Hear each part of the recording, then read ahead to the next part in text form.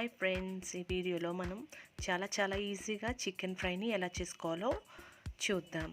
దీనికోసం నేను ఇక్కడ ఒక ½ కిలో చికెన్ని చిన్న ముక్కలుగా కట్ చేసుకొని తీసుకున్నాను.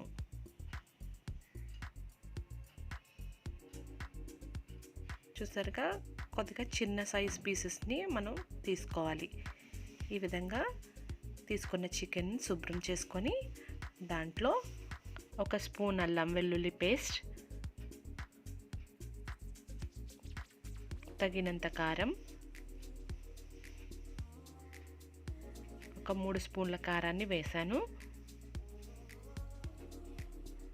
తగినంత ఉప్పు,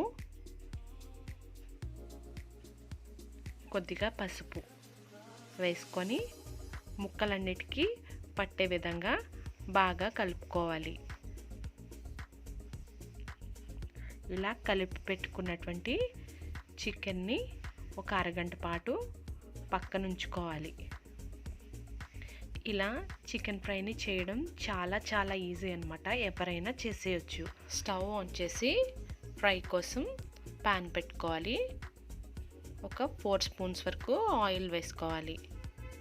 తర్వాత అరగంట పాటు నానబెట్టుకున్నటువంటి చికెన్ ఉంది కదా, దానిని తీసుకొని మనం హీట్ అయినటువంటి ఆయిల్లో వేసేసి బాగా ఫ్రై చేసుకోవాలి.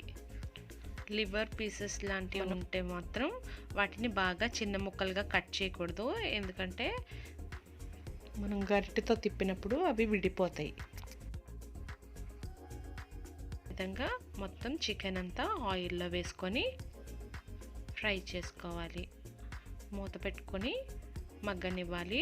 దాంట్లోంచి వాటర్ అంతా బయటకు వస్తుందన్నమాట. ఈ విధంగా చికెన్లోంచి వాటర్ అంతా బయటకు వచ్చి అది కుక్ అవుతుంది.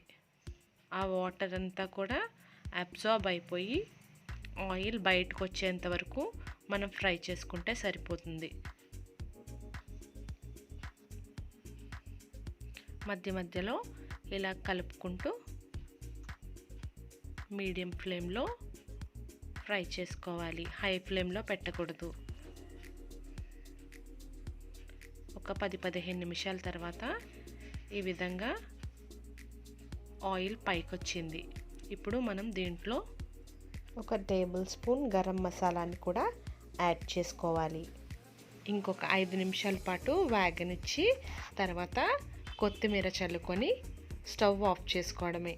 అంతే, ఎంతో టేస్టీగా ఉండే చికెన్ ఫ్రై మనకి చాలా ఈజీగా రెడీ అయిపోయింది.